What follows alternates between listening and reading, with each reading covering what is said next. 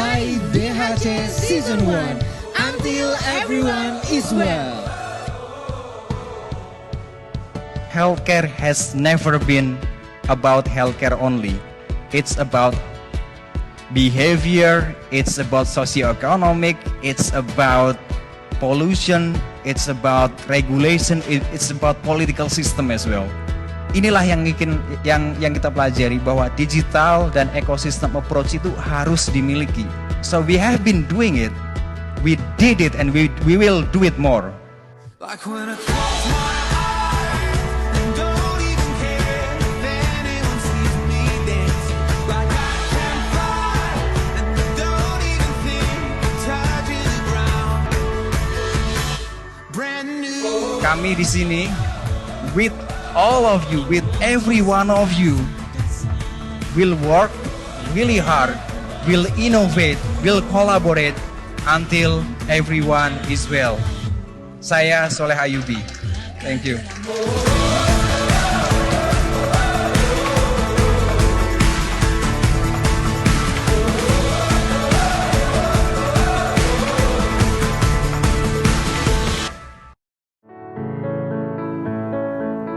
Indonesia merupakan negara kepulauan dengan lebih dari 16.000 pulau.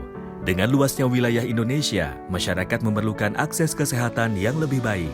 Kondisi saat ini dirasakan belum meratanya tenaga kesehatan, khususnya dokter spesialis. Sementara angka biaya pelayanan kesehatan terus meningkat setiap tahunnya. Diperlukan sebuah inovasi dengan pemanfaatan teknologi di bidang kesehatan guna menjawab permasalahan tersebut. Kini, dokter spesialis dapat menjangkau puskesmas, merupakan jawaban dari Kementerian Kesehatan bersama holding BUMN Farmasi dalam menghadapi permasalahan dan tantangan tersebut. Diharapkan program ini dapat membantu masyarakat Indonesia mendapatkan akses layanan kesehatan yang lebih baik.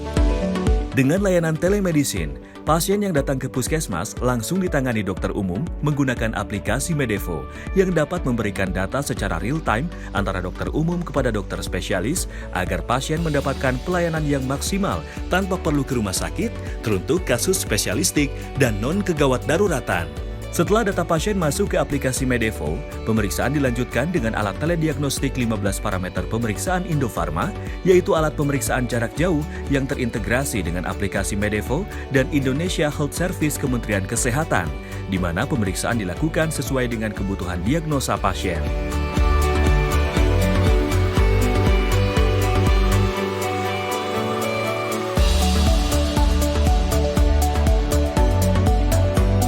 Berikut pemeriksaan yang dapat dilakukan dengan menggunakan alat telediagnostik Indofarma.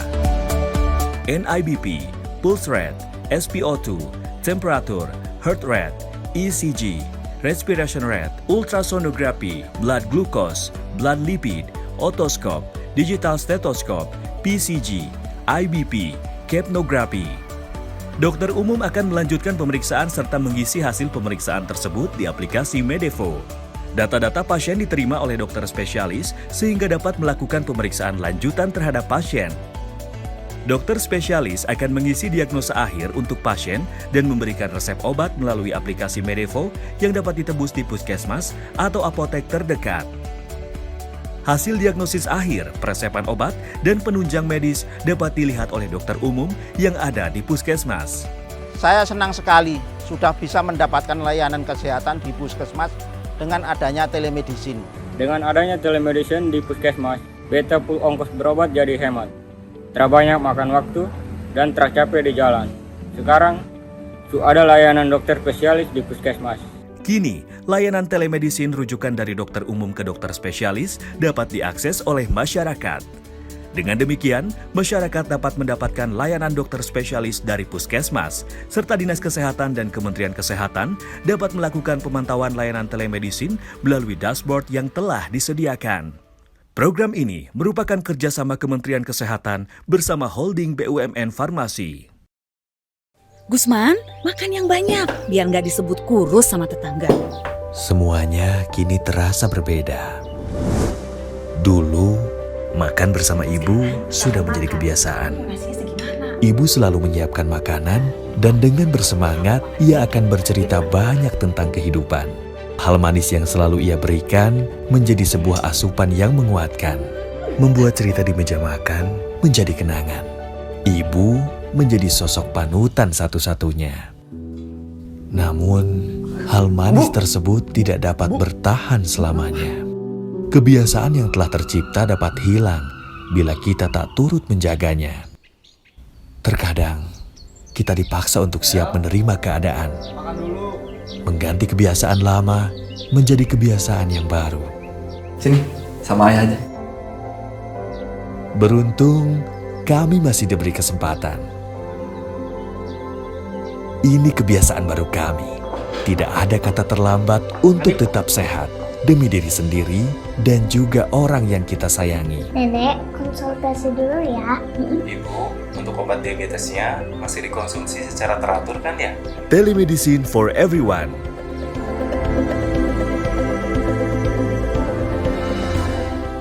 Until everyone is well.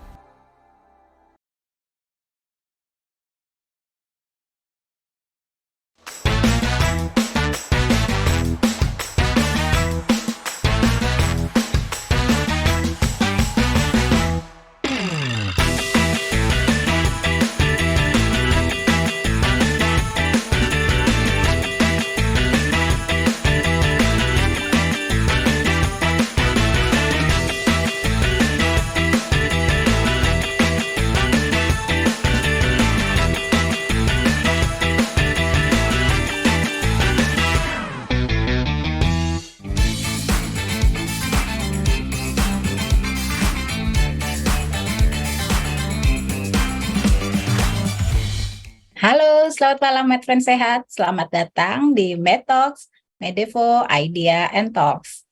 Saya Dian Kurtanti, tuan rumah dari Medevo, kembali bersama MedFriend Sehat untuk 1,5 jam ke depan dengan narasumber yang hebat pada topik promil, pecos, cari tahu kapan harus hamil. Harus mulai. Ya, saya ingin menyapa terlebih dahulu MedFriend Sehat yang telah bergabung pada malam ini. Kita sapa-sapa dulu. Selamat malam, Kak Rida, Kak Reni, Kak Putri, Kak Omnes, Kak Nur Aini, Kak Mira, Kak Ilham, Kak Gina, Kak Elma, Kak Eka, Kak Desti, Kak Arum, Kak Amar. Kak Amar sepertinya rajin ya mengikuti Medevo. Terima kasih Kak Foni dan juga teman-teman yang lainnya. Baik, terima kasih ya sudah join di webinar kita malam hari ini. Baiklah, sebelum masuk pada rangkaian acara, berikut tata tertib acara kita yang dilakukan secara online melalui platform Zoominar sebagai berikut. Yang pertama, untuk kenyamanan dan keamanan bersama, mohon untuk memberikan komentar yang baik dan konstruktif pada yang telah tersedia. Kemudian, seluruh peserta tidak diperkenankan mencemooh, mencela, berkata kasar, dan menyinggung isu sara selama kegiatan ini berlangsung. Ketiga, panitia akan memblokir peserta yang tidak mematuhi tata tertib online. Ya, saya juga ingin mengingatkan untuk MedFriend semua, jangan lupa untuk follow sosial media kami di Instagram, yaitu medevo.id dan hai.dhc, karena banyak informasi menarik dan bermanfaat terkait kesehatan, dan juga banyak hadiah menarik tentunya. Langsung follow Instagramnya sekarang juga ya. Dan untuk konsultasi kesehatan, aplikasi Medevo Apps dapat di-download di iOS ataupun Android. Jadi MedFriends bisa langsung download aja di App Store ataupun Play Store agar dapat konsultasi langsung bersama dokter-dokter di Medevo.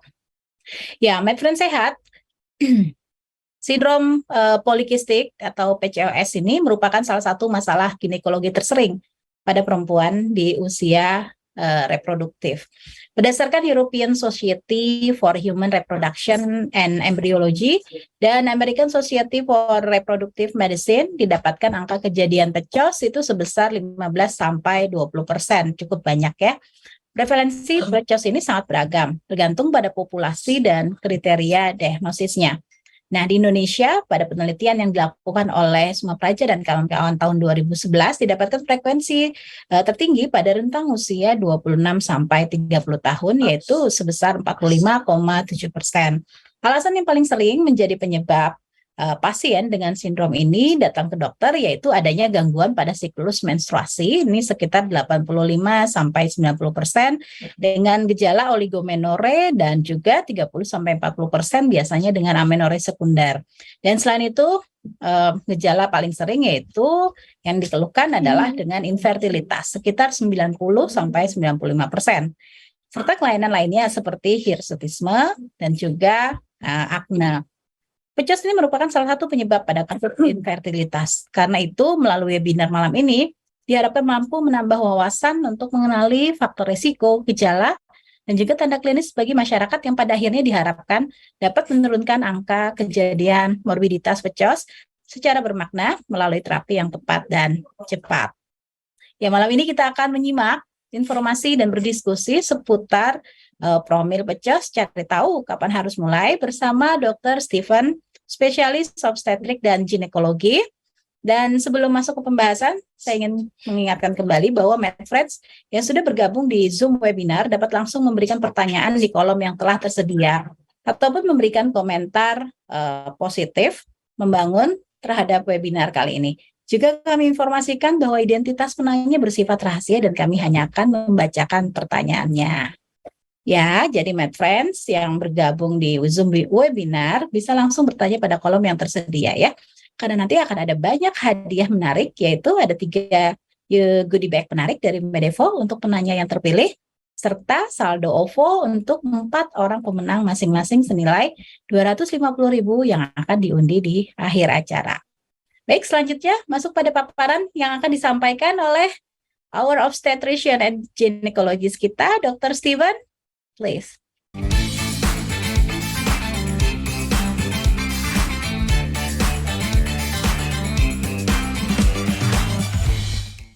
Hai, selamat malam Dr. Steven. Halo, selamat malam, MedFriends dan Dr. Dean, selamat malam. Thank you ya. Malam-malam sudah diganggu. Dr. Steven ini keren loh, masih muda dan juga sangat aktif sekali mengedukasi masyarakat melalui halaman medsosnya ya dokter ya. Ya, benar. Ada di Instagram ya. Berapa follower dokter? Masih sedikit sih, sekitar 100 ribuan adalah di Instagram ya. Wow, keren, 100.000. Udah menjangkau. Itu ibu-ibu semua atau campuran ya? Campur. Kebanyakan pertanyaannya apa dok? Biasanya yang ditanyakan oleh ada followernya? Macam-macam Apa ya. saja? Kebanyakan sih bertanya itu seputar kehamilan, itu paling banyak sih ya. Karena kan apalagi pasangan-pasangan baru ya, pasti masih bingung tentang bagaimana sih menjalani kehamilan yang dengan baik, yang dengan sehat, bahagia gitu kan. Masih pada bingung ya, jadi sering bertanya gitu. Oke. Kalau terkait dengan PCOS, banyak yang bertanya Kak dokter? Ada yang mengungkapkan mungkin gejalanya secara langsung melalui medsos? Ya benar, kalau PCOS ini itu salah satu gangguan yang sering terjadi nih. Makanya pertanyaan itu seputar itu juga, gangguan haid, gangguan infertilitas, semua seputaran di situ. Jadi mungkin banyak yang belum tahu ya tentang ini, mungkin nanti paparan hari ini bisa menambah wawasan tentang PCOS ini. Oke, kalau gitu langsung saja kami persilahkan, please join to the stage, Dr. Steven. Oke, halo semuanya, halo MedFriends. Ya, terima kasih Medevo sudah mengajak saya sharing di sini ya. Jadi topik hari ini itu sangat menarik. Tadi udah dijelaskan juga oleh Dr. Dian ya. Jadi kasusnya ini sangat banyak. 2 dari 10 wanita itu kemungkinan ada menderita PCOS. Itu yang terdiagnosa ya. Jadi diduga ada lebih dari itu yang tidak terdiagnosa. Kemungkinan bisa sampai mencapai 50%-nya. Kenapa bisa sampai sebanyak itu? Ya mungkin wanita-wanita ini mereka merasa malu pertama untuk melakukan pemeriksaan atau merasa agak cuek karena mungkin belum ada keluhan. Jadi wanita-wanita ini belum melakukan pemeriksaan ke dokter, jadi belum terdiagnosa.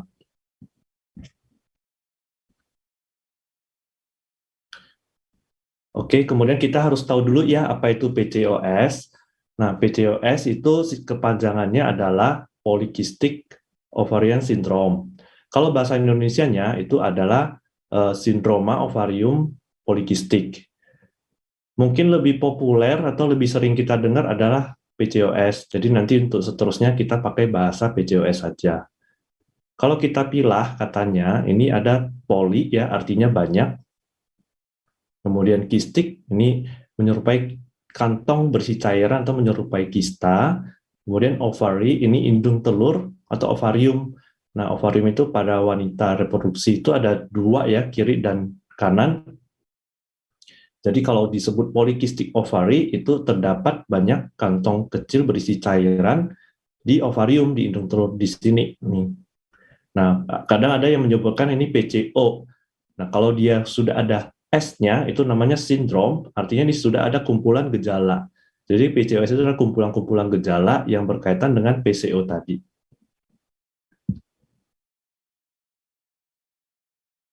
Kalau kita definisikan, PCOS itu adalah gangguan hormonal yang ditandai oleh tanda hiperandrogenisme, kemudian gangguan ovulasi, serta ada gambaran ovarium polikistik. Nah, ciri khasnya itu adalah ada gangguan hormon seks, yaitu hormon androgennya tinggi. Jadi manusia itu punya banyak sekali hormon yang fungsinya untuk metabolisme di tubuhnya, agar tubuhnya itu bisa berfungsi dengan baik ya. Salah satu hormon itu adalah hormon seks. Hormon seks ini itu fungsinya untuk mengkarakteristikkan ini pria atau wanita. Jadi pada wanita, hormon seks yang dominan itu adalah hormon estrogen. Sebenarnya pada pria juga ada hormon estrogen ini, tapi jumlahnya tidak banyak, sedikit. Kalau pada pria yang banyak itu adalah hormon androgen. Mungkin lebih terkenal istilahnya itu adalah istilah testosteron. Yang mana sebenarnya testosteron ini adalah bagian dari androgen. Nah, pada perempuan memang ada hormon androgen ini, tapi jumlahnya tidak banyak, jumlahnya sedikit. Kalau pada penderita PCOS, itu terjadi peningkatan kadar hormon androgen ini, sehingga nanti terdapat karakteristik pria pada wanita PCOS. Yang nantinya bisa berakibat banyak, seperti ada gangguan haid, atau tidak ada haid dalam waktu yang lama. Misalnya 1 minggu, 2 minggu, ada yang 1 bulan, ada yang 3 bulan, hingga 6 bulan tidak ada haid.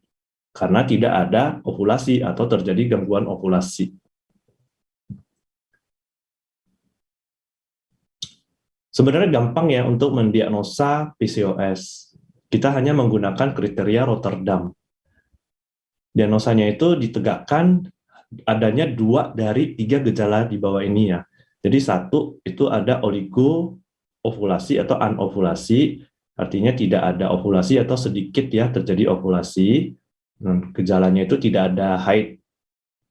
Kemudian kedua ada tanda androgen yang tinggi. Kemudian ketiga ditemukannya gambaran ovarium polikistik pada USG. Jadi bisa aja ada ditemukan nomor 1 sama nomor 3 aja, atau 1 nomor 2, atau 2 dan 3, atau kesemuanya 1, 2, dan 3.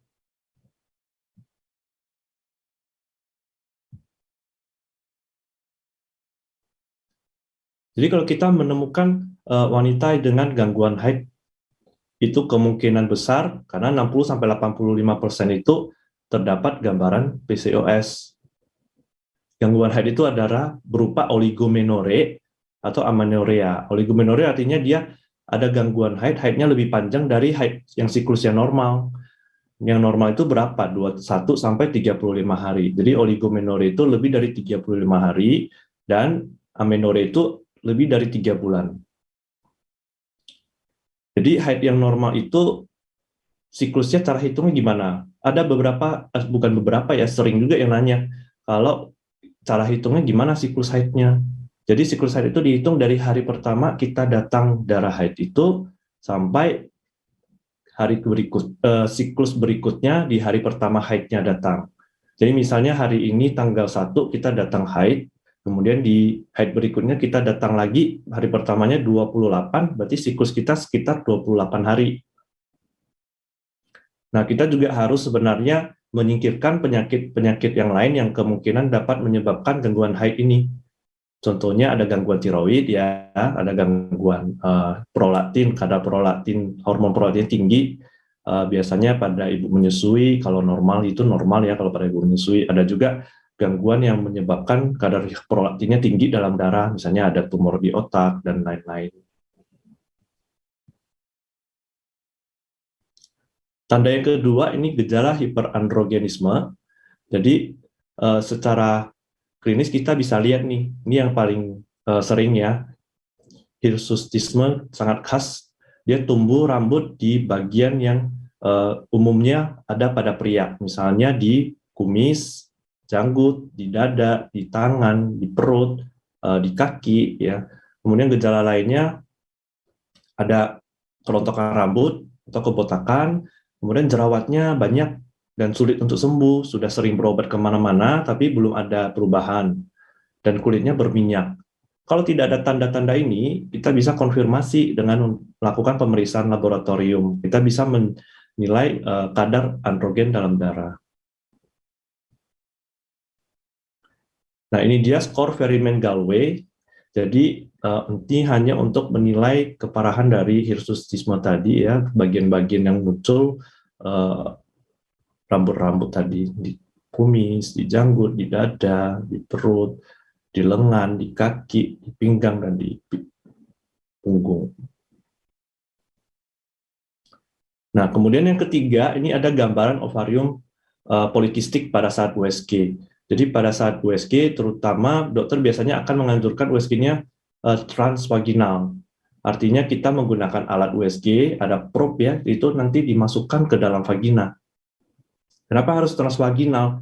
Karena dengan transvaginal kita dapat menilai ovariumnya dan folikelnya dengan lebih jelas dibandingkan kalau kita USG-nya transabdominal, itu dari perut itu biasanya tidak jelas melihat sel telur atau ovariumnya.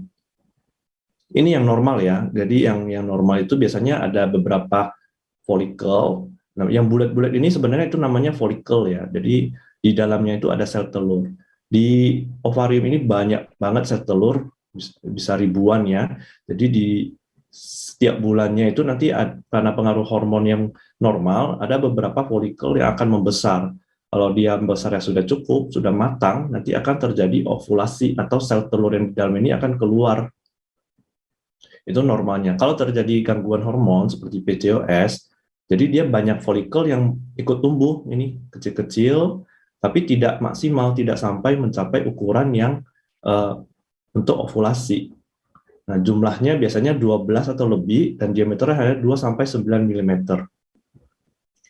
Juga terjadi peningkatan ukuran volume ovariumnya.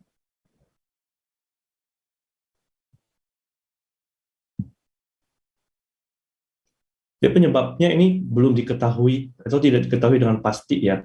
Ada yang bilang ini genetik, jadi kalau orang tua atau ibunya ini ada menderita PCOS, kemungkinan besar nanti anaknya juga akan menderita PCOS. Kemudian penyebab lain adalah resistensi insulin.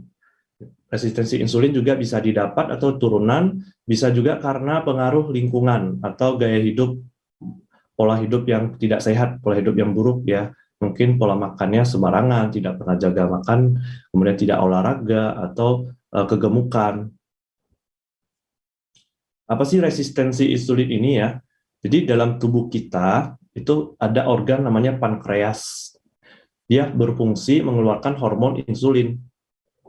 Tujuannya ini untuk mengontrol kadar gula dalam darah.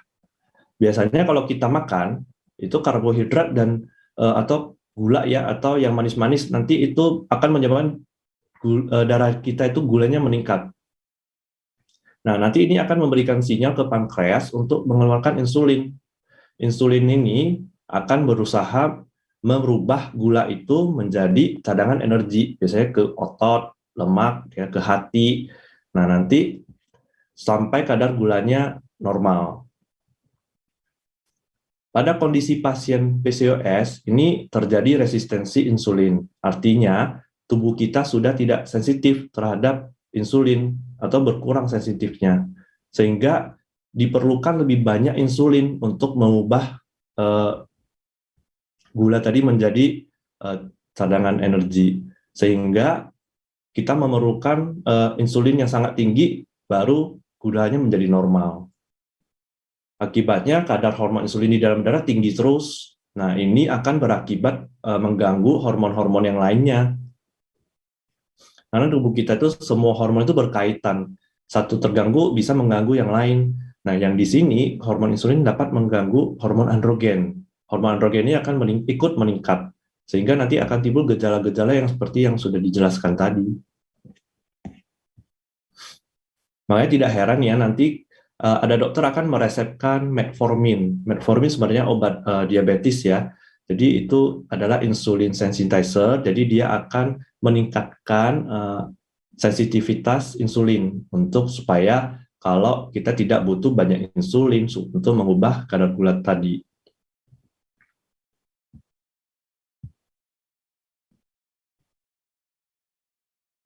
Masalah dari PCOS sih banyak banget ya, tapi yang umumnya datang ke praktek atau mencari dokter itu karena dua hal ini. Yang pertama karena infertilitas, pasangan sudah menikah lama, belum mempunyai keturunan, kemudian diperiksa, ternyata PCOS. Terus ada gangguan haid ya, telat haid 2 bulan, 3 bulan, kemudian datang diperiksa, ternyata PCOS.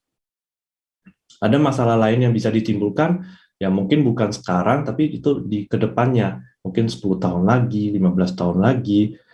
Kalau dia PCOS tidak dikendalikan atau diobatin, itu kemungkinan dia dapat menyebabkan gangguan penyakit metabolik, contohnya diabetes mellitus atau penyakit jantung, bahkan bisa meningkatkan resiko kanker endometrium. Oke, sekarang terapi ya, bagaimana sih terapinya? Bisa sembuh nggak sih PCOS ini? Jawabannya bisa, tapi mungkin bukan bisa ya, lebih terkontrol atau bisa dikendalikan. Karena kalau kita begitu lepas terapinya ini, bisa kembali lagi dia PCOS-nya. Jadi untuk mengobati PCOS ini tergantung dari kebutuhan pasien tadi. Apakah dia mau program hamil atau dia ada gangguan haid. Kalau datang dengan gangguan haid, ini pengobatannya sebenarnya tidak sulit, hanya dilakukan terapi regulasi hormon atau mensteraturkan lagi siklus haidnya, biasanya dengan pemberian obat-obatan pil KB. Kalau dia tujuannya karena infertilitas, karena sulit untuk hamil, maka penanganannya beda. Nanti ada pemeriksaan-pemeriksaan lain atau ada obat-obatan tambahan, misalnya untuk menginduksi ovulasi biar terjadi ovulasi.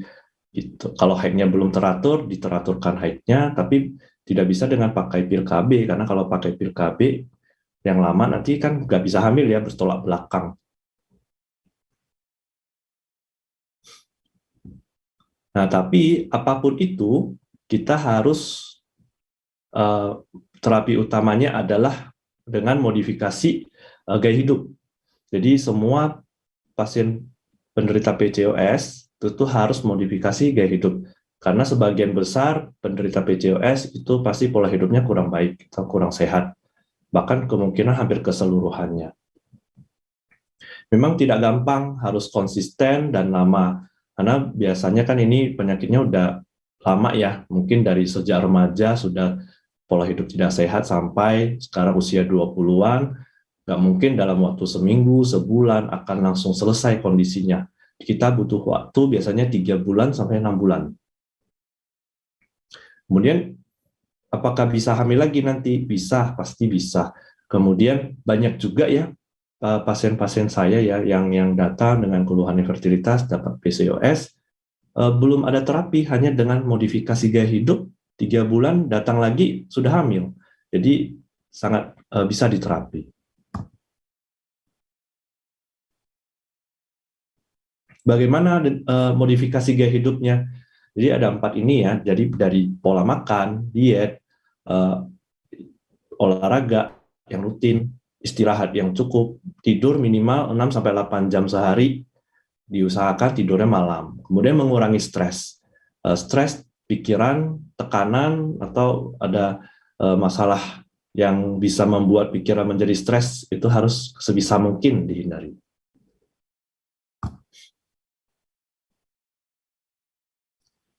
Diet di sini maksudnya bukan tidak makan ya. Artinya adalah pengaturan pola makan yang baik dan benar. Jadi dengan gizi yang cukup dan seimbang. Banyak pasien penderita PCOS itu obesitas. Jadi 80%, 75% itu obesitas. Kita melakukan pengaturan pola makan sehingga bisa terjadi penurunan berat badan itu targetnya 5-10% dari berat badan awal. Dengan penurunan 5% saja itu sudah dapat meningkatkan kemungkinan kehamilan.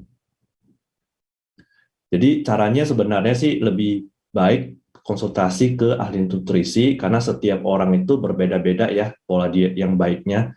Jadi lebih fokus masing-masing atau individual sifatnya. Nah, ini secara umum kita bisa lakukan pengurangan kalori, jadi 500 sampai 1000 kalori sehari. Dengan komposisi yang seimbang, yaitu 50% karbohidrat, 20%-nya protein, dan 30%-nya lemak.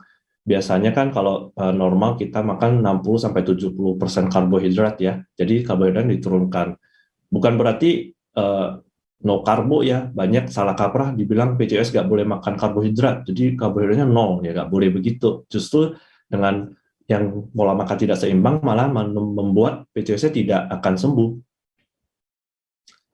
Nah, ada lagi juga dengan pemilihan jenis makanannya. Jadi karbohidrat itu kan gula ya, gula itu kita bisa lihat dari indeks glikemik. Ada namanya indeks glikemik. Kalau makanannya indeks glikemiknya tinggi, itu biasanya kurang baik karena begitu kita makan, kadar gula dalam darah itu akan dengan cepat meningkat, ya langsung cepat meningkat dibandingkan dengan makanan yang kadar indeks glikemiknya rendah. Jadi pilihlah makanan dengan indeks glikemiknya yang rendah. Juga kita usahakan pilih makanan yang dengan tinggi serat. Lebih banyak yang serat lebih baik.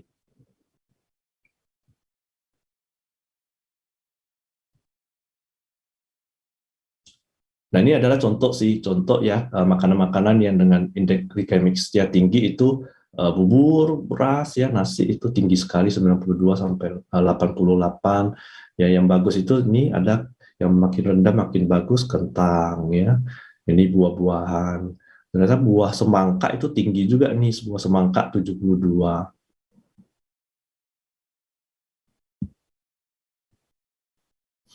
Kemudian olahraga. Jadi kita harus melakukan olahraga yang dipilih adalah aerobik dengan intensitas sedang ya, minimal itu 30 menit setiap 5 kali dalam seminggu, atau kalau bisa kita rata-ratakan dalam seminggu itu 150 menit.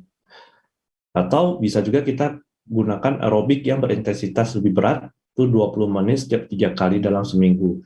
Tapi biasanya yang lebih dianjurkan adalah yang intensitas sedang, karena rata-rata kan pasien penderita PCOS itu obesitas atau jarang olahraga, nggak mungkin kita langsung memberikan aktivitas berat seperti ini. Karena kita membutuhkan hal yang namanya konsisten.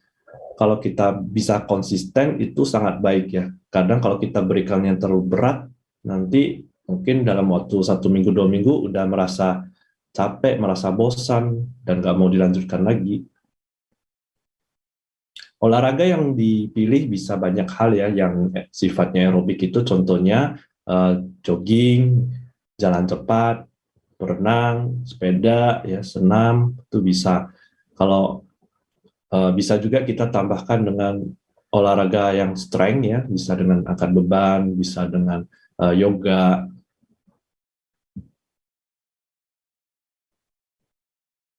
Nah, kalau udah masuk obat-obatan, biasanya ini udah anjuran atau harus melalui resep dari dokter. Biasanya akan diberikan metformin, kemudian kalau untuk gangguan siklus haid bisa diberikan pil KB. Pil KB juga bisa efektif ya untuk menurunkan androgen dalam tubuh. Jadi kalau yang ada gejala-gejala androgennya tinggi, biasanya diberikan pil KB itu sangat efektif. Kemudian bisa diberikan induksi ovulasi kalau pada pasien penderita PCOS yang sedang melakukan program hamil.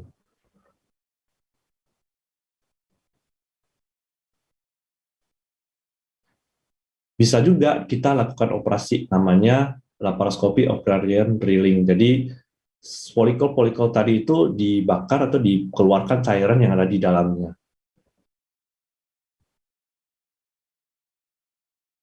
Nah, kapan harus promil? Jadi dibilang promil sih biasanya kita ikut definisi infertil ya. 1 tahun sudah menikah, rutin berhubungan tanpa menggunakan kontrasepsi, itu belum mempunyai keturunan. Nah, biasanya sih setelah 1 tahun menikah infertil begitu, segeralah lakukan pemeriksaan, segera cari bantuan dari dokter agar bisa dicari tahu penyebabnya. Kalau dia PCOS ya langsung dilakukan program minta saran dari dokter apakah harus dengan obat-obatan atau belum. Kalau lebih cepat dari 1 tahun boleh nggak kita lakukan pemeriksaan? Ya boleh, itu kan nggak masalah, boleh saja ya. Dan ada juga yang dianjurkan harus lebih cepat.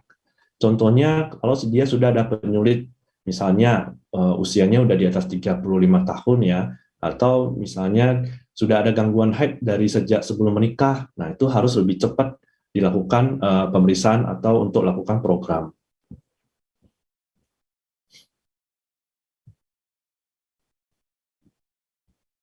Nah, biasanya program itu apa saja sih yang dilakukan? Harus ada pemeriksaan awal dulu biasanya, yaitu kita melakukan USG untuk menilai organ reproduksinya ya, rahim, terus kita bisa menilai ovarium, bisa menilai sel telur, menilai apakah ada ovulasi atau tidak. Ya, kemudian kita lakukan juga HSG. HSG itu kita melakukan pemeriksaan untuk mengetahui saluran telur ini, tuba ini, itu tersumbat atau tidak. Caranya biasanya kita melakukan pemberian cairan ya, semprot cairan dari bawah ya ke dalam mulut rahim, nanti cairannya akan masuk. Kemudian nanti akan difoto ronsen untuk melihat apakah cairannya itu sampai ke dalam perut di sini, kiri dan kanan. Kalau dia bagus, namanya paten ya, paten kiri dan kanan. Kalau dia tersumbat, biasanya tidak sampai cairannya sampai ke dalam perut, itu namanya tubanya non paten. Kemudian yang tidak kalah penting adalah harus dilakukan analisa sperma. Kenapa? Karena biasanya penyebab infertilitas itu bukan hanya dari pihak perempuan saja, yaitu 35% itu ternyata dari pihak pria, 35% dari wanita, sisanya campuran. Jadi kita harus tahu kondisi spermanya dulu sebelum melanjutkan program hamil. Oke, terima kasih. Sekian saja dari saya. Semoga bermanfaat bagi semuanya. Saya kembalikan ke Dr. Din.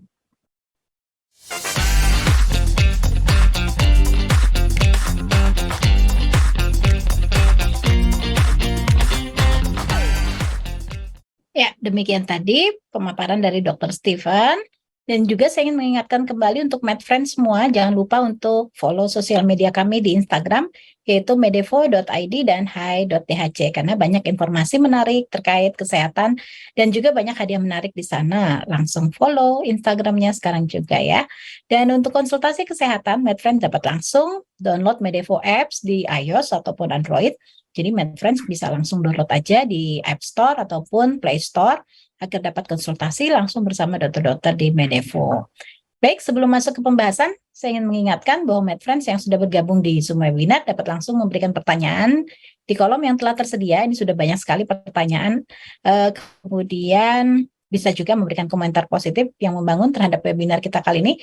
Juga kami informasikan bahwa identitas penanya bersifat rahasia dan kami hanya akan membacakan pertanyaannya saja. Jadi MedFriends yang bergabung di Zoom Webinar bisa langsung bertanya ya. Karena nanti akan ada banyak hadiah menarik, yaitu ada 3 unit goodie bag menarik dari Medevo untuk penanya yang terpilih, serta saldo OVO untuk 4 orang pemenang masing-masing senilai 250.000 yang akan diundi di akhir acara. Baik, selanjutnya kita akan berdiskusi dan menjawab pertanyaan dari MedFriends yang berkaitan dengan tema webinar kita kali ini, yaitu promil pecos, cari tahu kapan harus mulai, bersama Dr. Steven, spesialis obstetrik dan ginekologi. Baik, kita langsung saja. Oke, bagaimana mendeteksi gejalanya, dokter? Kalau tidak menggunakan USG transvaginal, apakah bisa? Mungkin ada yang pernah pengalaman ya, menggunakan USG transvaginal, memang sepertinya tidak menyenangkan. Ada nggak dok gejala-gejala umum? Tadi sih sudah disampaikan ya, mungkin ini ada ini lagi, ada penekanan lagi. seperti apa sih gejala-gejalanya yang membuat MedFriends mungkin bisa berhati-hati begitu. Ya, terima kasih. Ada kondisi tertentu ya, jadi kita tidak bisa melakukan USG transvaginal. Misalnya nih belum menikah, kan nggak mungkin ya kita lakukan pemeriksaan USG transvaginal. Biasanya remaja juga sudah bisa ini, ada tanda-tanda PCOS. Jadi kan kita tidak bisa lakukan pemeriksaan USG transvaginal. Jadi kita bisa mendiagnosa itu hanya dari 2 gejala tadi, 2 dari 3 itu kan. Yang pertama ada gangguan haid, dan yang kedua itu ada tanda-tanda hiperandrogen. Kalau misalnya tidak ada tanda, kita bisa cek di laboratorium kadar androgennya. Jadi seperti itu. Ya, jadi yang utama adalah kalau misalnya kita belum menikah gitu ya, yang perlu kita curigai adalah terjadinya gangguan haid tadi seperti itu ya dok ya, termasuk juga ada tanda-tanda hiperandrogen tadi. Iya. Ini seberapa banyak dokter yang mengalami gejala tersebut yang kemudian mencari pertolongan ke dokter? Yang dengan kondisi gangguan haid ya? Iya, itu untuk banyak yang gangguan haid. Oke. Iya, yang gangguan haid itu banyak ya. Mungkin dengan pasien yang datang dengan gangguan haid ada 10 contohnya, itu mungkin 70% tuh dapatnya PCOS. Oh, oke. Jadi memang cukup banyak ya kondisi-kondisi gangguan haid itu yang ternyata mengalami PCOS begitu ya. Nah, ini ada pertanyaan lagi, apakah siklus haid yang sebelum menikah itu teratur, kemudian setelah menikah jadi tidak teratur, atau itu apakah pengalaman Dr. Steven itu diagnosanya kemudian didapatkan adanya PCOS? Jadi PCOS itu bisa terjadi di saat kapan saja kita, misalnya kita sekarang usianya masih remaja, bisa aja udah terjadi PCOS. Atau belum ada nih, nggak ada gejala-gejalanya, nggak ada tanda ya. Jadi nanti setelah menikah baru mulai, karena mungkin kadang banyak nih, baru menikah nih mulai pola hidupnya mulai agak berantakan, makannya nggak dijaga ya, makin seneng kan habis merit, makan banyak ya, terus gak dijaga pola makan, kurang olahraga, nah baru mulai terbentuk tuh PCOS ya, nanti baru mulai kelihatan gejala-gejalanya, mulai gangguan haid, nah baru terdiagnosa karena dia baru datang untuk dilakukan pemeriksaan. Nah bisa juga ya dia pada hamil yang pertama ini dia gak ada masalah, belum menikah, gampang dia hamil, gak masalah. Tapi begitu setelah selesai melahirkan, nah nanti untuk 2-3 tahun kemudian dia mau mencoba untuk hamil lagi, kesulitan, ternyata ada PCOS. Nah bisa jadi 2-3 tahun ini pola hidupnya mulai kurang baik ya. Jadi biasanya yang ditekankan itu adalah pola hidupnya, penyebab utama dari PCOS ini. Oke, berarti tidak selamanya ya dok ya, ketika seseorang itu memiliki resiko untuk PCOS, itu akan menimbulkan gejalanya akan timbul begitu ya, secara dini begitu. Ya benar, biasanya akan kelihatan gejalanya setelah mulai tinggi, kadar hormon androgennya mulai tinggi, insulinnya mulai tinggi, nah itu baru mulai kelihatan gejalanya. Oke. Ya, jadi memang ini harus kita lihat berarti ya, apakah kita punya resiko begitu ya. Terus kemudian kalau kita punya resiko, sebaiknya kita lihat apakah bergejala. Kalau memang tidak bergejala, tetap kita harus melakukan, sebaiknya memang melakukan pemeriksaan ya dok ya. Apakah kita memang mengalami PCOS atau tidak, seperti itu. Sebelum terjadi itu tadi, misalnya infertility ketika sudah menikah misalnya ya, sehingga kita deteksi dininya harusnya sudah mulai ketika kita tahu bahwa kita punya risiko-risiko tadi. Nah, untuk pada penderita, mengapa PCOS banyak terdapat pada penderita yang obesitas, begitu dok? Ya, sebenarnya sih udah terjawab dari paparan tadi ya, mengapa kok obesitas itu ada PCOS.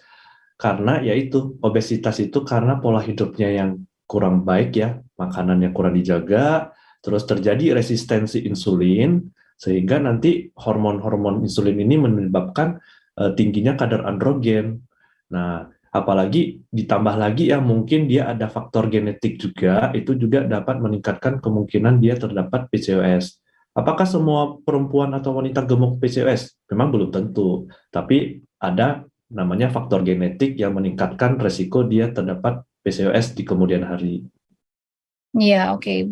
Jadi tadi kalau faktor resikonya tadi pertama adalah kalau kita gangguan haid gitu ya dok ya, itu kita kemudian mesti cek apakah kita punya potensi PCOS atau tidak. Kemudian yang kedua adalah obesitas gitu ya.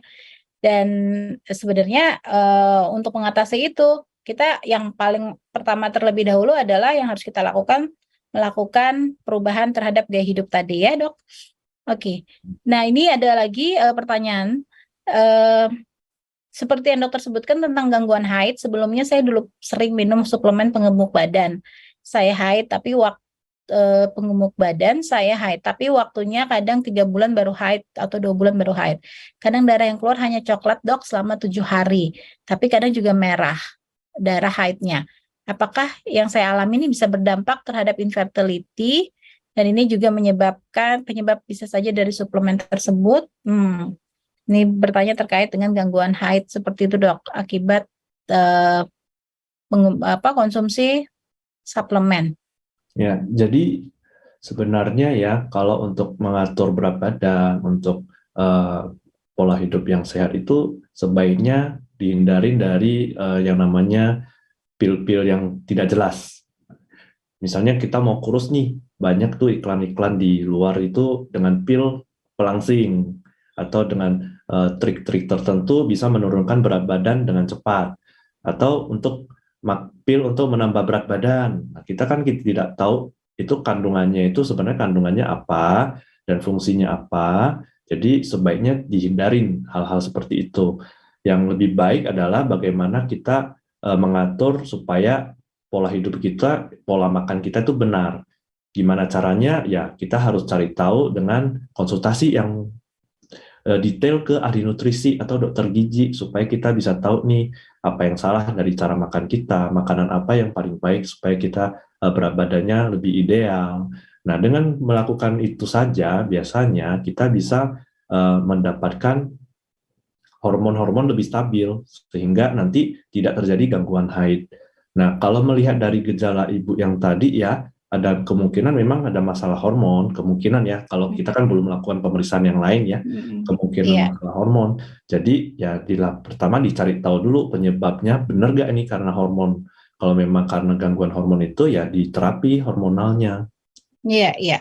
Oke dok, jadi memang bisa saja itu semua terjadi gangguan ketidakseimbangan hormon ya, sehingga mengakibatkan gangguan haid dan lain sebagainya.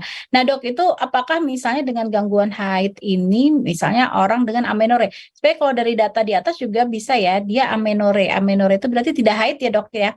Nah itu pada usia berapa sih kita curiga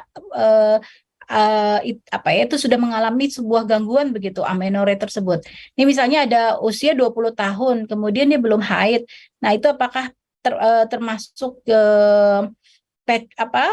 akibat pecos gitu dok? Amenore itu ada dua, amenore primer, amenore sekunder. Jadi amenore primer itu dia belum pernah haid sama sekali. Jadi bisa ya sampai umur 20 tahun dia belum pernah haid, jadi ini amenore primer. Ini penyebabnya banyak sekali. Berarti bukan hanya kemungkinan PCOS, mungkin saja ada PCOS-nya, tapi banyak sekali faktor yang lain juga. Misalnya kelainan anatomi ya, jadi dia gak ada rahim, atau nggak ada vaginanya, jadi itu salah satu contohnya saja. Kemudian yang kedua adalah amenorrhea sekunder, jadi dia sudah memang haidnya sebelumnya teratur, kemudian sekarang dia tidak ada haid. Dibilang amenorrhea sekunder itu kalau dalam waktu 3 bulan dia belum ada haid. Bedanya lagi ada yang kalau misalnya siklusnya 50 hari, jadi itu kan belum sampai 3 bulan ya. Nah kalau itu kita sebut gangguan haid oligomenorrhea, jadi siklusnya lebih panjang. Oke, nah itu apa yang harus dilakukan dok? Apakah itu misalnya apakah itu pasti pecos misalnya atau apa yang harus dilakukan oleh orang-orang dengan ketika belum mengalami haid begitu pada saat usia 20 tahun? Kalau yang kasus ini kemungkinan dia amenorrhea primer ya, kalau dia belum pernah haid sama sekali ya, segera lakukan pemeriksaan ke dokter biar dicari tahu dulu penyebabnya. Nah, nanti terapinya baru bisa dilakukan. Kalau misalnya dia gangguan hormonnya, maaf, tidak ada haidnya karena tidak ada rahim, nggak akan ada pengobatan. Atau karena ada namanya hymen imperfecta ya, jadi hymennya tertutup, nggak ada lubangnya, tapi organ yang lain normal, darahnya tetap, darah haidnya itu tertumpuk di dalam. Kalau itu operasi kecil aja, dilubangin aja hymennya, itu udah haid. Nah, ada lagi penyebab yang lain-lain harus dicari tahu dulu.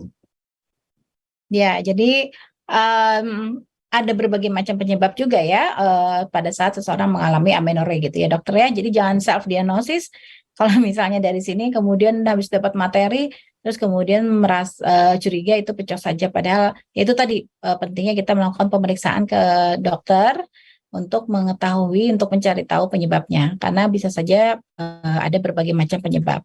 Nah, kemudian tadi saya melihat di slide dokter itu ada terkait dengan resistensi insulin gitu ya dok ya. Nah, ini berarti diabetes berarti ya punya potensi ya resiko untuk mengakibatkan PCOS. Ya, bisa dijelaskan dokter? Ya, benar ya. Jadi sebenarnya PCOS itu bisa meningkatkan resiko nanti ke depannya terjadi diabetes mellitus. Begitu halnya juga diabetes mellitus kalau tidak terkontrol akan terjadi gangguan haid. Bisa jadi ada PCOS juga karena mereka pengaruhnya di hormon insulin ini. Iya, oke. Berarti memang dia potensial ya dok ya untuk pasien-pasien dengan diabetes itu mengalami PCOS tadi. Nah, itu biasanya terapinya diapakan dok? Untuk pasien-pasien yang diabetes? Ya, terapinya harus mengkontrol kadar gulanya itu dengan obat yang pas buat pasien diabetes. Kan diabetes itu banyak juga ya penyebabnya ya. Jadi konsultasinya harus ke dokter internis, dokter penyakit dalam, agar bisa dikontrol apakah bisa dengan menggunakan metformin, apakah harus dengan insulin bahkan. Jadi kita harus cari tahu etiologi dari penyebab diabetesnya. Oke, nah kalau misalnya iya, kalau misalnya orang diabetes dengan diabetes kemudian mengalami PCOS itu kira-kira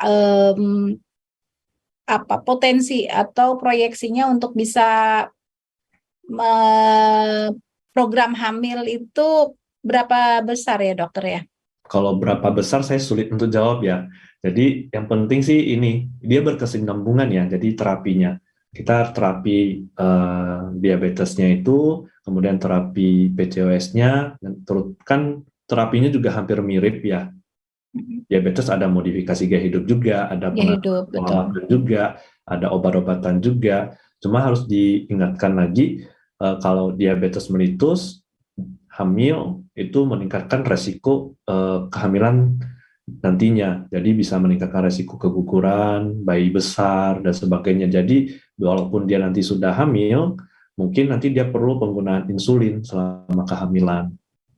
Tergantung kasus by case sih. Iya. Nah, itu biasanya diberikan terapi untuk obat-obatan KB gitu juga dok untuk pasien-pasien dengan diabetes? Tergantung ya. Kita biasanya sih awalnya penanganannya itu diabetesnya dulu. Kalau misalnya diabetesnya sudah terkontrol dan terus sudah bagus, apakah haidnya teratur atau tidak sekarang? Penggunaan pil KB ini kan tujuannya untuk menteraturkan siklus haid ya. Kalau tujuan pasiennya untuk hamil beda penanganannya, nggak perlu pakai pil KB. Oke, pil KB, betul. Iya. Nah, kalau misalnya ini tadi ada pertanyaan juga, apakah pil KB itu konsumsi pil KB misalnya ya orang mungkin tidak ingin hamil dia mengkonsumsi pil KB, nah itu apakah bisa potensi untuk mengakibatkan PCOS dok? Gimana? Sorry pertanyaannya. Jadi untuk penggunaan pil KB, ya. Apakah tadi kan kalau untuk pil KB kalau orang yang tidak teratur haid dan dia PCOS kemudian diberikan terapi pil KB. Nah, kalau untuk sebaliknya bagaimana? Apakah pil KB misalnya orang tidak ingin hamil dia ikut program KB terus dia mengkonsumsi pil KB. Nah, kemudian apakah dia punya risiko juga pil KB tersebut untuk mengakibatkan PCOS? Oh, tidak. Justru pil KB ini sebenarnya obat untuk kita menekan hormonnya. Jadi justru pil KB ini bagus untuk pasien dengan penderita PCOS. Oke. Pil KB kombinasi. Nah, Dikombinasi ya dok ya. Pil KB Oke. kan pil KB banyak macam ya, ada pil KB kombinasi, jadi ada estrogen progesteron. Oke. Nah, ini bagaimana cara menghitung masa subur, Dok, untuk penderita PCOS? Kalau PCOS, haidnya tidak teratur ya, jadi Ya. sulit kita untuk menghitung masa subur atau memperkirakannya, agak sulit. Kecuali kita sudah berhasil meneraturkan siklus haidnya. Intinya kalau haidnya teratur, kita lebih gampang menilai, menghitung masa suburnya. Itu biasanya sekitar 14 hari sebelum haid berikutnya. Jadi kalau siklusnya 28 hari, berarti itu di hari ke-14 haid ya masa suburnya. Jadi kita plus minus 3 hari dari hari ke-14 saja.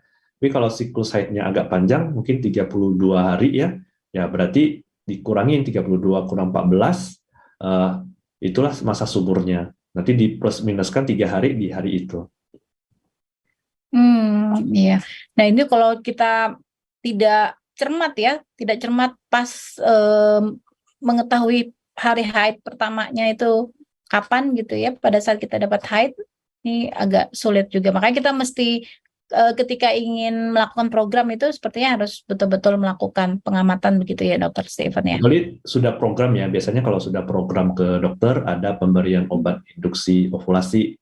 Nah, nanti diberi obat-obatan contohnya clomiphene citrat. Nah, nanti akan diberikan di awal-awal haid. Nah, nanti kita akan mengevaluasi nih di hari ke-12, hari ke-14, apakah ada sel telur yang berhasil patang atau ovulasi. Nah, itu bisa dilihat dengan melakukan USG transvaginal.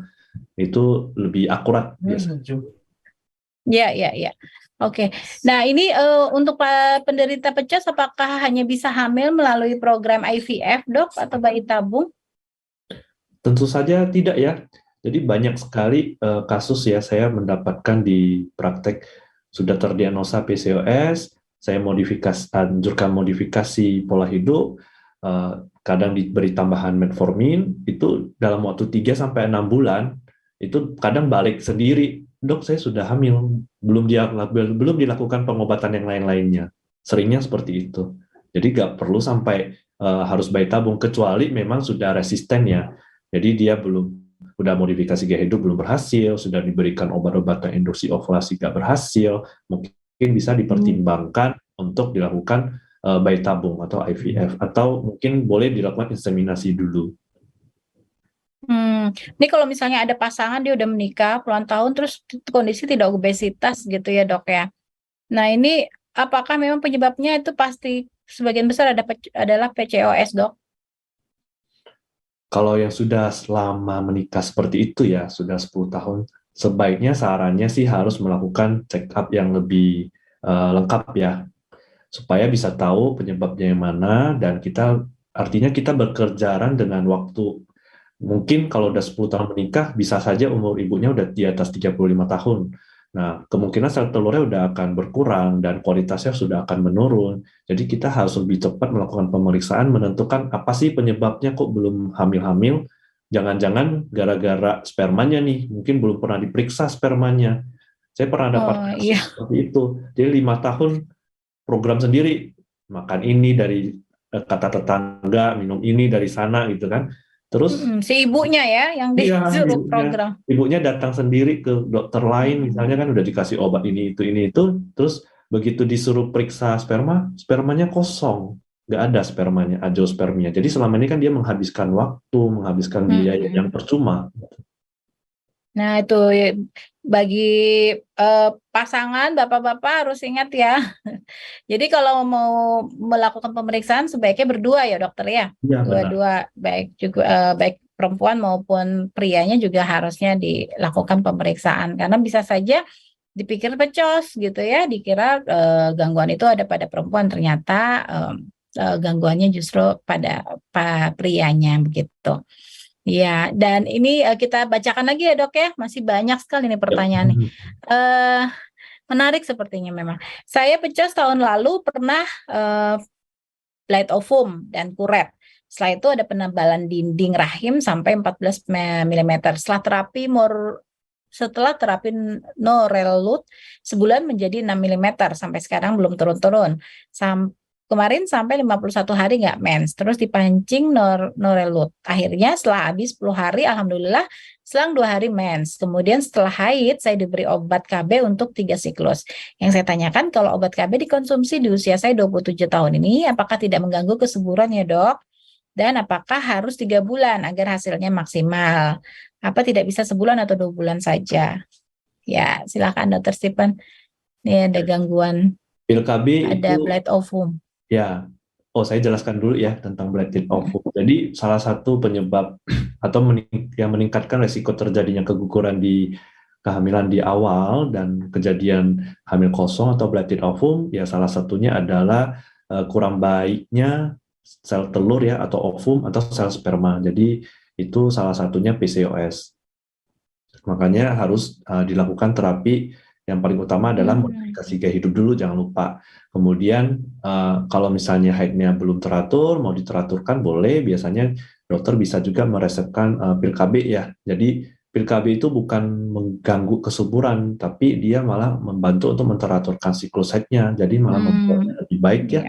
Nah, jadi apakah nanti ke depannya akan terganggu kesuburannya? Begitu pil KB-nya diberhentiin, ya nggak masalah lagi, nanti akan kembali lagi seperti biasa. Ya, berarti jangan khawatir ya buat teman-teman yang kemudian diberikan terapi dengan obat-obatan pil KB tadi untuk menteraturkan, menseimbangkan hormonnya kembali. Mungkin seperti itu ya Dr. Stephen ya. Iya. Nah ini apakah jadi riwayatnya beliau riwayat pecos, kemudian sejak 4 tahun yang lalu. Nah kemudian ingin bertanya, apakah tadi kan ada gejala androgen tadi ya dok ya. Nah dengan bertambahnya panjangnya bulu pada kaki gitu ya, mungkin bertambahnya kayak ada gejala-gejala peningkatan androgen seperti itu, apakah itu menunjukkan bahwa pecosnya semakin parah gitu dok? Jadi tanda hirsutisme itu tidak bisa menjadi tanda keparahan suatu PCOS.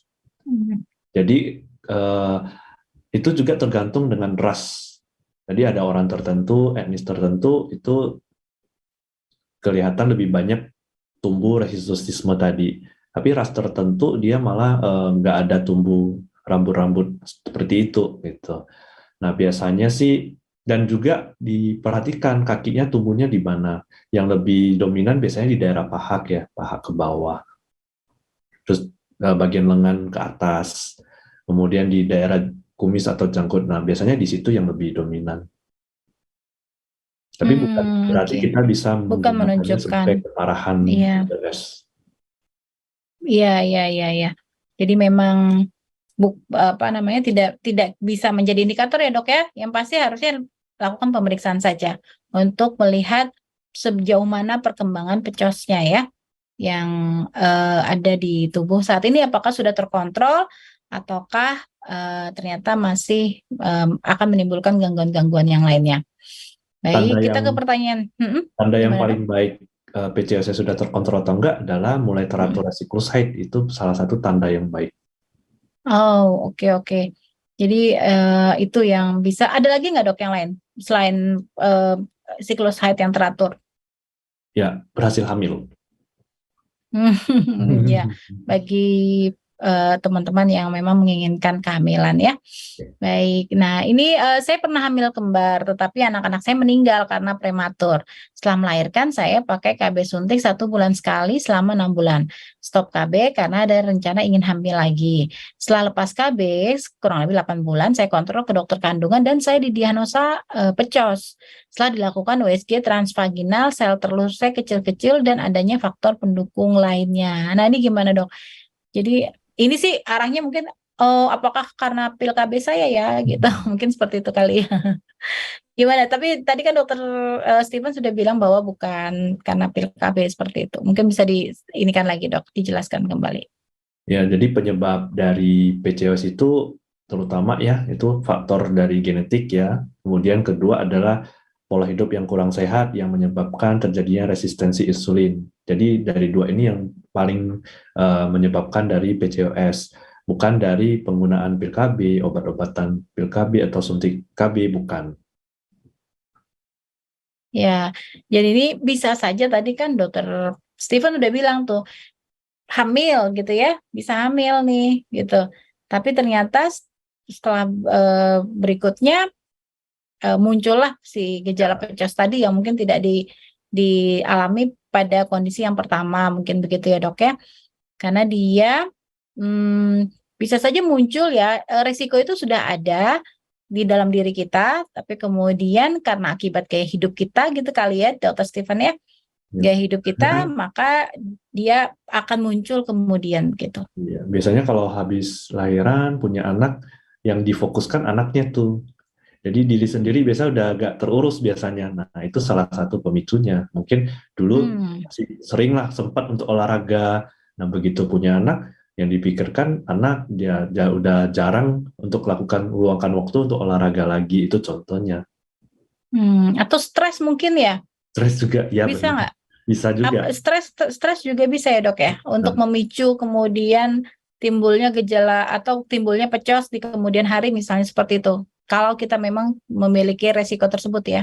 Kita harus bisa usahakan sebisa mungkin hindarin pemicu stres. Iya berarti ya tadi ya ada beberapa kondisi-kondisi memang yang itu bisa menimbulkan kembali ya pecos yang sebelumnya tidak kita temukan seperti itu. Nah, jadi memang harus sering-sering kita periksa ya dok, berarti ya.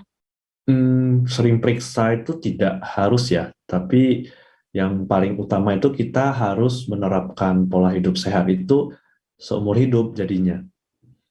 Gitu. Jadi mungkin dia merasa saya udah berhasil hamil kemarin, udah berusaha udah terapi, terus habis itu longgar karena udah selesai, saya udah sembuh, dikiranya begitu.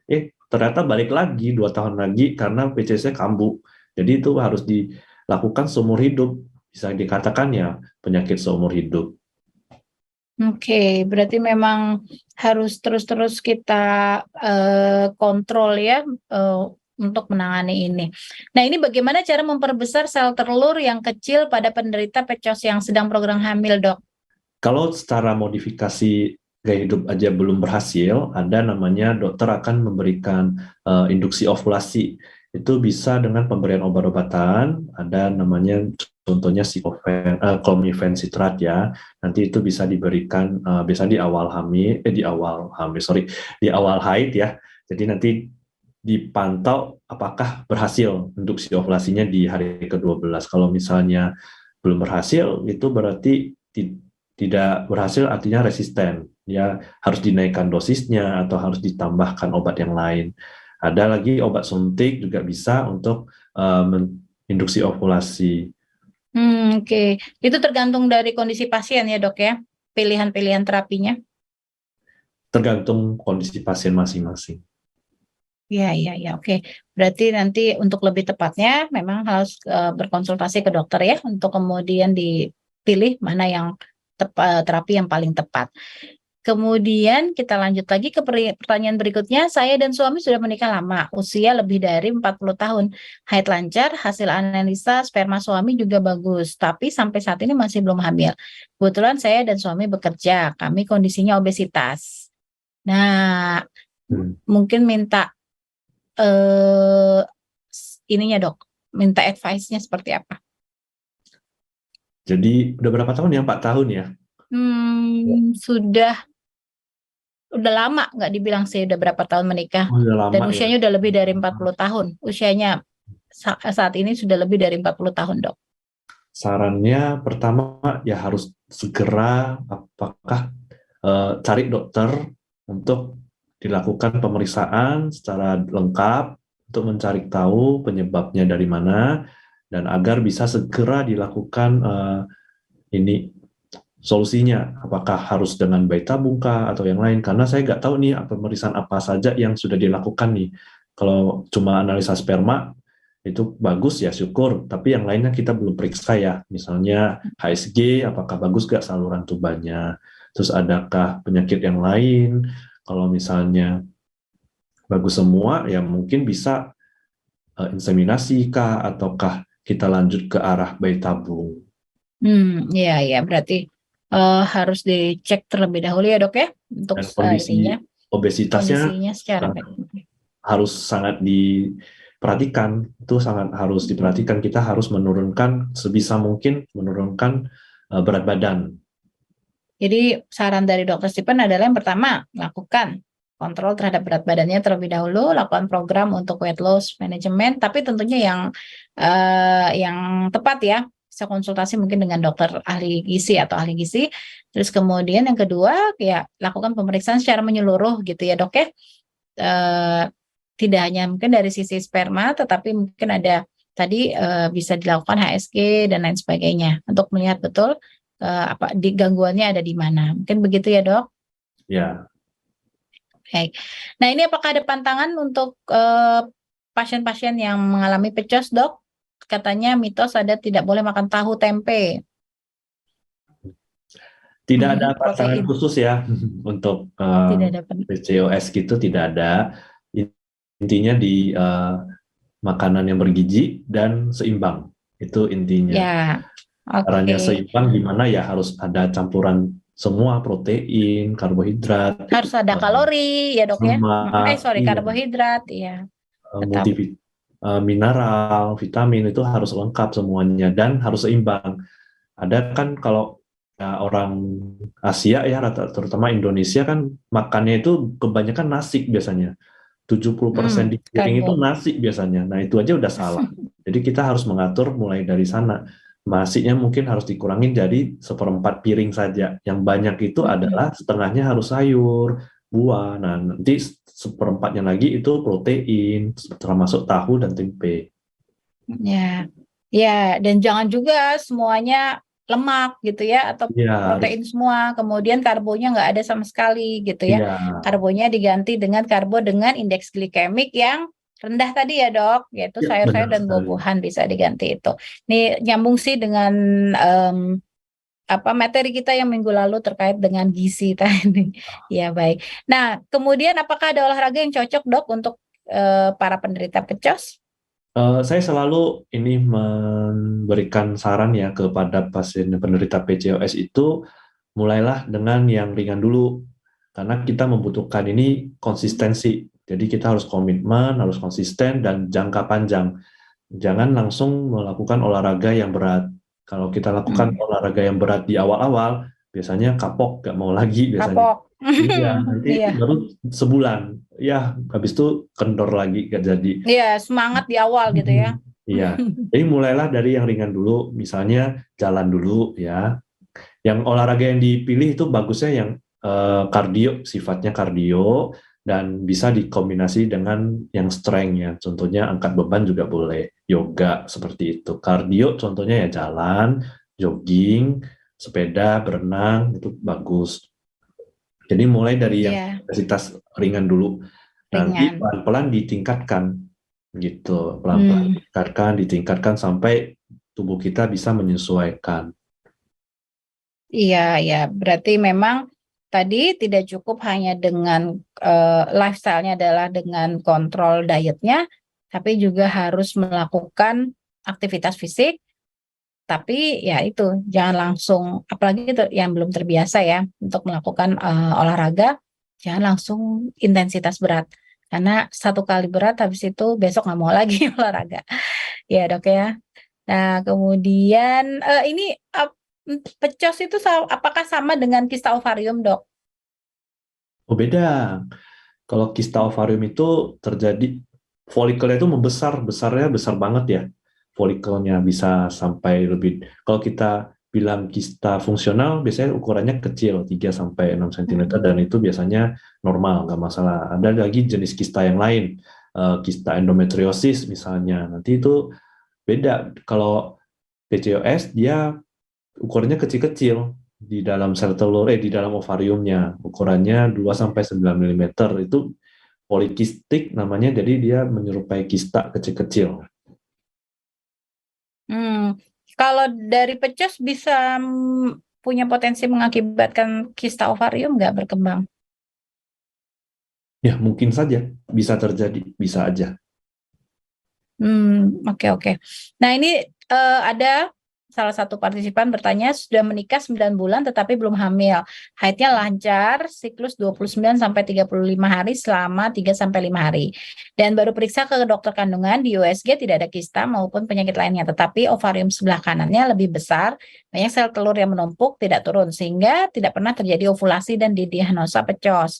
Nah, beliau bertanya bagaimana cara mengatasi supaya bisa ovulasi. Kemudian selain menurunkan berat badan, apa ada lagi yang harus dilakukan? Nah, apakah berbahaya dan bisa menimbulkan penyakit jika sel telur yang tidak bisa turun itu ovarium membesar? Apakah sangat kecil kemungkinan saya mempunyai anak, Dok? Gitu. Mohon dijawab katanya, Dok. Ya, kalau dilihat dari pertanyaan tadi menjelaskan kalau haidnya teratur ya. Haidnya teratur, iya. Ya, 20 siklusnya 29 sampai 35 hari dan setiap haid itu sekitar 3 sampai 5 hari, Dok. ya, kemudian dari USG tampak gambaran yang seperti PCO. Kemudian apakah ada tanda-tanda hiperandrogennya belum? Kalau misalnya Oke. kita mau mendiagnosa ini PCOS, ya harus ada 2 dari 3 gejala tadi. Kalau misalnya dia belum ada, cuma ada gambaran PCO saja, ya berarti dia belum bisa kita katakan PCOS ya. Nah, jadi kemungkinan dia hamil ya masih besar. Untuk memastikan ada ovulasi atau tidak bisa hanya dengan 1 kali USG. Hmm. Jadi kita harus Oke. melakukan USG serial untuk memantau perkembangan folikelnya. Apakah nanti folikelnya berhasil ovulasi, berhasil matang, itu nanti harus dicek serial. Nggak bisa hanya dalam 1 kali USG. Atau ada pemeriksaan lain, mungkin bisa pemeriksaan lab, pemeriksaan urin, itu juga bisa.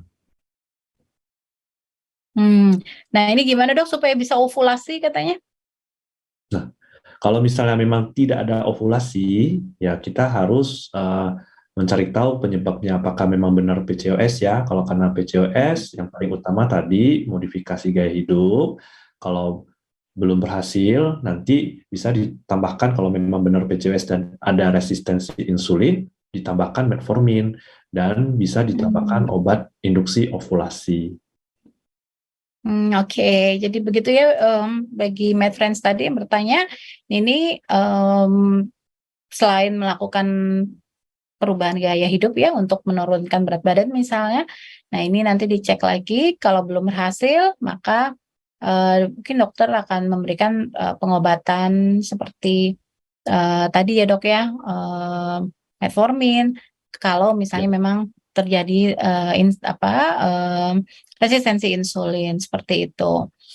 Nah, kemudian ya ini apakah kecil kemungkinan untuk mempunyai anak ya? Saya kira harus kita tetap harus tadi kemungkinan untuk jika terkontrol gitu ya, Dok ya. Jika memang betul pecos dan pecosnya bisa terkontrol, maka kemungkinan untuk memiliki anak juga tetap besar ya, Dok ya. Sepanjang pecosnya sudah terkontrol.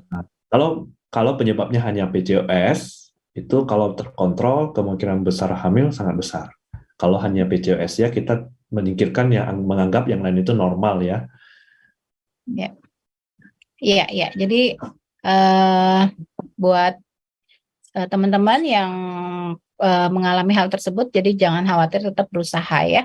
Kita mudah-mudahan sih itu kalau tadi hanya PCOS saja itu dan bisa terkontrol, maka akan kemungkinan untuk hamil lagi bisa ada seperti itu.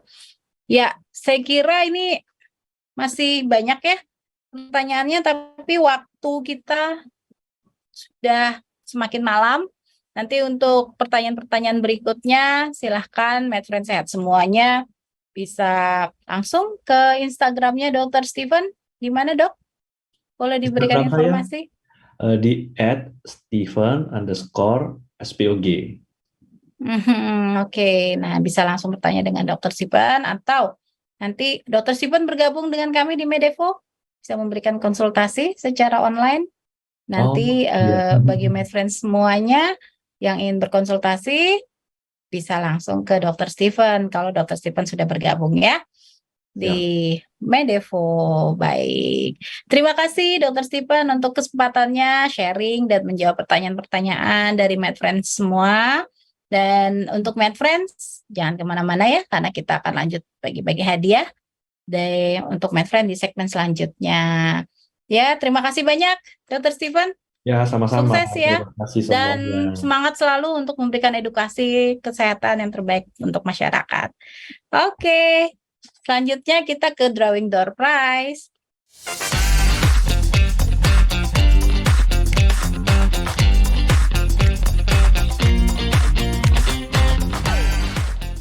Ya, terima kasih Med Friends yang masih bersama kami sampai saat ini.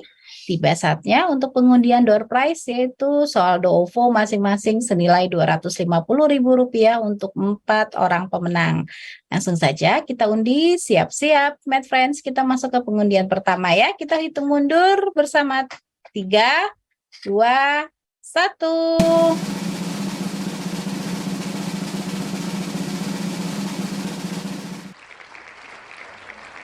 Ya, selamat kepada Kak Indri yang mendapatkan 250.000.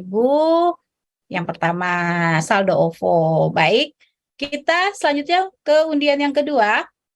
Kita hitung mundur lagi. 3, 2, 1.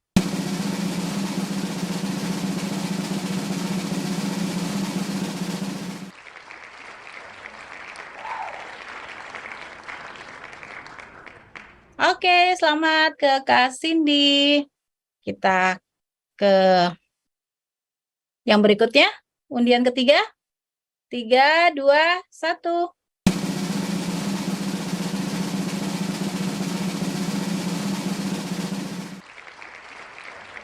Ya, selamat kepada Kak Renata.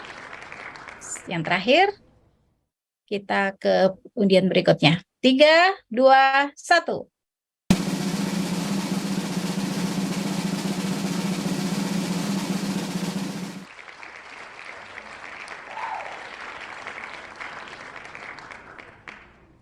Oke, selamat sebentar ke Kak Sukma Meliana. Baik, selamat kepada para pemenang undian dan kita juga tadi di awal menyebutkan ada 3 penanya terpilih yang nanti akan dihubungi oleh tim Medevo langsung kepada Anda terpilih ya sebagai pemenangnya. Dan juga saya ingin mengingatkan untuk Med Friends semuanya, jangan lupa untuk follow sosial media kami di Instagram, yaitu medevo.id dan hai.thc, karena banyak informasi menarik dan bermanfaat terkait kesehatan dan banyak hadiah menarik juga tentunya. Langsung follow Instagram sekarang juga ya. Dan untuk konsultasi kesehatan, Med Friends dapat langsung download Medevo Apps di iOS ataupun Android. Jadi Med Friends bisa langsung download aja di App Store ataupun Play Store, agar dapat konsultasi langsung bersama dokter-dokter di Medevo. Ya, webinar malam hari ini sangat luar biasa, banyak sekali, lebih dari 100 sebenarnya pertanyaan, dan saya akan closing, simpulkan tadi ya, yang disebutkan oleh Dr. Steven tadi, bahwa ya ada berbagai macam penyebab dari PCOS dan gejalanya juga bermacam-macam, tidak ada sembuh tidak, tetapi terkontrol, tapi jangan khawatir, ketika PCOS-nya terkontrol, teman-teman bisa mengalami kondisi seperti biasa, haid normal, lebih teratur kembali, dan juga kemungkinan untuk hamil juga masih besar. Ya, terima kasih karena telah mengikuti acara ini dari awal sampai akhir. Semoga webinar ini bisa memberi kebermanfaatan bagi kita semuanya.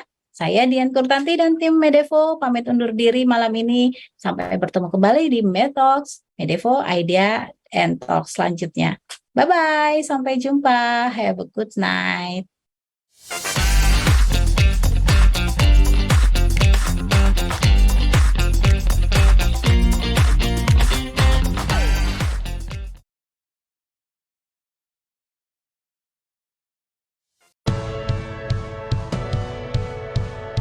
Hai DHC Season 1, until everyone is well. Healthcare has never been about healthcare only. It's about behavior, it's about socioeconomic, it's about pollution, it's about regulation, it's about political system as well. Inilah yang kita pelajari, bahwa digital dan ekosistem approach itu harus dimiliki. So we have been doing it. we did it and we will do it more. Like when I close my eyes and don't even care if anyone sees me dancing. Like I can fly and I don't even think of touching the ground. Brand new. Kami di sini with all of you, with every one of you, will work really hard, will innovate, will collaborate until everyone is well. Saya Soleh Ayubi. Thank you.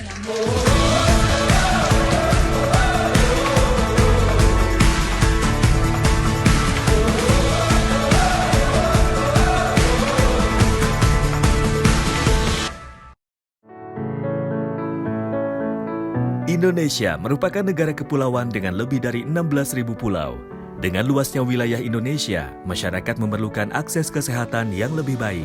Kondisi saat ini dirasakan belum meratanya tenaga kesehatan, khususnya dokter spesialis.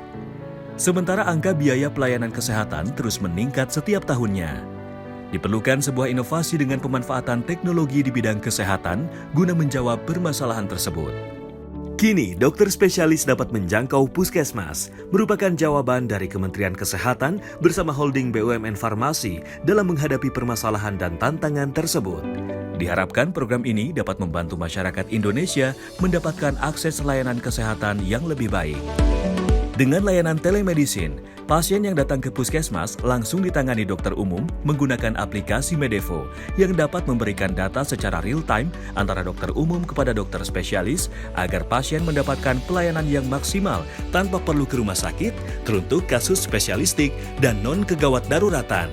Setelah data pasien masuk ke aplikasi Medevo, pemeriksaan dilanjutkan dengan alat telediagnostik 15 parameter pemeriksaan Indofarma, yaitu alat pemeriksaan jarak jauh yang terintegrasi dengan aplikasi Medevo dan Indonesia Health Service Kementerian Kesehatan, di mana pemeriksaan dilakukan sesuai dengan kebutuhan diagnosa pasien.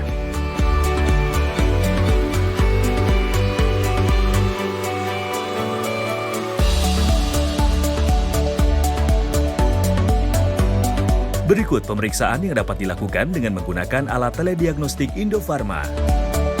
NIBP, pulse rate, SpO2, temperatur, heart rate, ECG, respiration rate, ultrasonography, blood glucose, blood lipid, otoscope, digital stethoscope, PCG, IBP, capnography.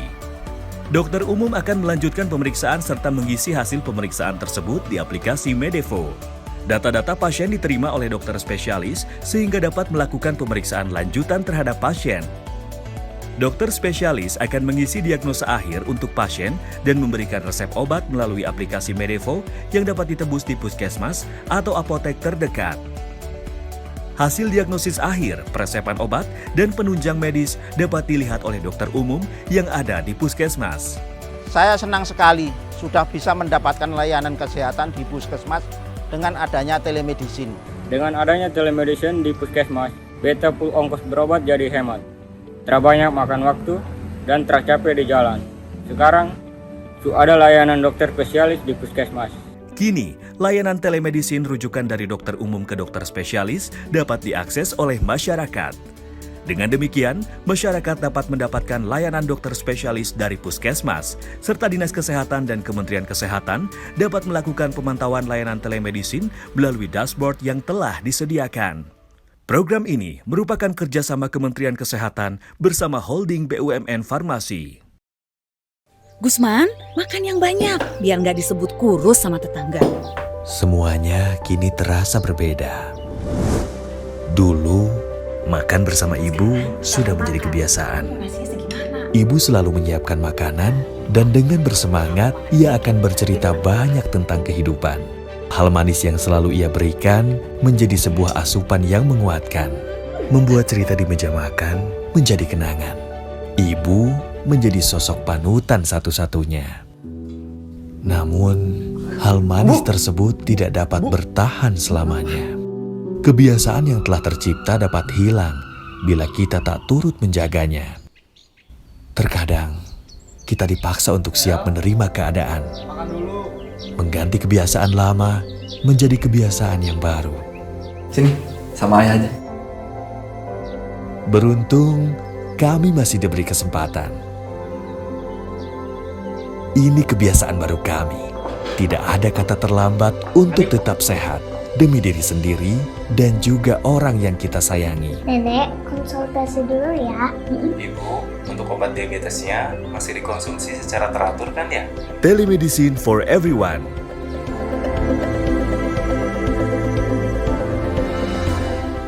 Until everyone is well.